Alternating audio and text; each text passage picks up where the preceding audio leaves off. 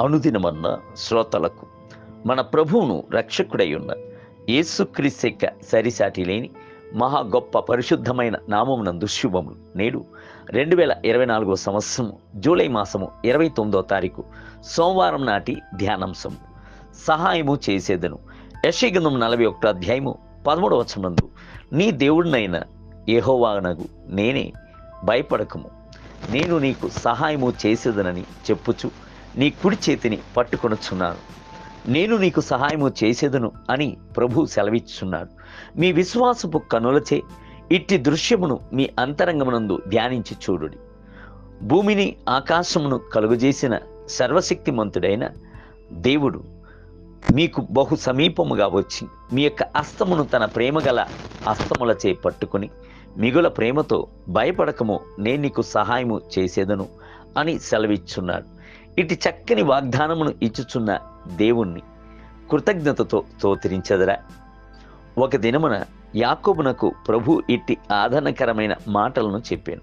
అతడు తన సొంత సహోదరునిచే ద్వేషింపబడి కుటుంబమును విడిచి ఒంటరిగా బయటకు పారిపోవచ్చున్నప్పుడు అతనికి సహాయము చేయువారు ఎవరునూ లేరు.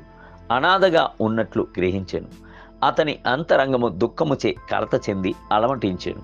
అయితే ప్రభు అతనికి సహాయము చేయుటకు సంకల్పించి దర్శనమునందు నిత్యమును చూపించి అతనితో వాత్సల్యపూర్వకమైన నిబంధనను చేశాను. ఎవరునూ అతనికి సహాయము చేయకపోయినను ప్రభు అతనికి సహాయకరముగా నిలబడుటను యాకోబు చూసినప్పుడు యాకోబు యొక్క మనసునందు గల ఆనందమునకు హద్దు లేకుండేను. ఇట్టి వాగ్దానం మరలా ఒక్కసారి కొద్దిగా ఆలోచించి చూడుడి. 1, దేవుడు మన కుడి హస్తమును పట్టుకుని ఉన్నాడు. 2, భయపడకము అని దేవుడు మనకు ఆదరణను తెలియజేయుచున్నాడు. 3, సహాయము చేసేదనని వాగ్దానము చేయుచున్నాడు. కావున 3 రకములైన వాగ్దానములను ప్రభు ఈ ఒక్క వచనమునందు అనుగ్రహించుచున్నాడు. 1, దేవుడు మన యొక్క కుడి హస్తమును పట్టుకొని ఉన్నాడు. వివాహమునందు స్త్రీల యొక్క కుడి చేతిని పట్టుకొని పెండ్లి కుమారుని యొక్క చేతికి అప్పగింతురు. వారు ఉన్నత స్థితి యందును హీన స్థితి యందును సుఖమునందును దుఃఖమునందును ఒకరినొకరు ఎడబాయ కుందుమని దృఢ తీర్మానమును తెలియజేయుదురు. దేవుని యొక్క హస్తమును పట్టుకొని ఉన్న దేవునికి బిడ్డలారా, మిమ్ములను శాశ్వతమైన ప్రేమ చేత ప్రేమించి నిత్యమైన దయచేత హత్తుకొనుచున్న ప్రభువును తేరి చూడుడి. ఆయన మిమ్ములను అంతం వరకు త్రోవ నడిపించుటకు శక్తి గలవాడు, తొట్టిల్లకుండా కాపాటుకు శక్తి గలవాడు, మీలో ప్రారంభించిన సత్క్రియలను అంతం వరకు నిలబెట్టుటకు శక్తి గలవాడు. 2, భయపడకము అని దేవుడు మనకు ఆదరణను ఇచ్చుచున్నాడు. బైబిల్ గ్రంథము అంతయును భయపడకము అను వాగ్దానము పలు స్థలముల యందు చోటు చేసుకొని ఉన్నది.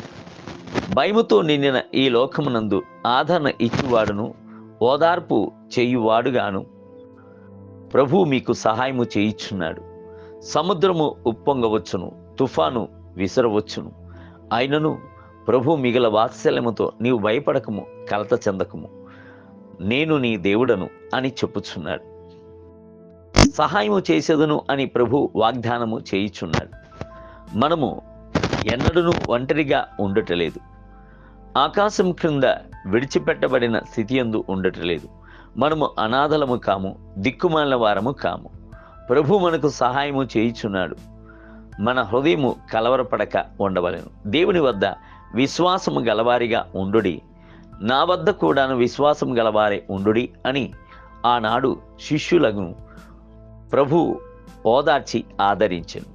దేవుని బిడ్డలారా, ప్రభు అలాగునే మిమ్మల్ని కూడా ఆదరించును. మీ హృదయము కలవరపడనీయకుడి. నేటి ధ్యానమునికై నీవు నాకు సహాయకుడివై ఉంటివి, నీ రెక్కల చాటున సరణుజొచ్చి ఉత్సాహధ్వని చేసేదను. 63 కీర్తన 7వ వచనం.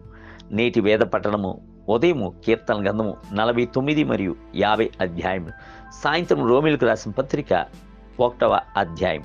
ప్రభు మిమ్మలను దీవించునుగాక. ఆమేన్.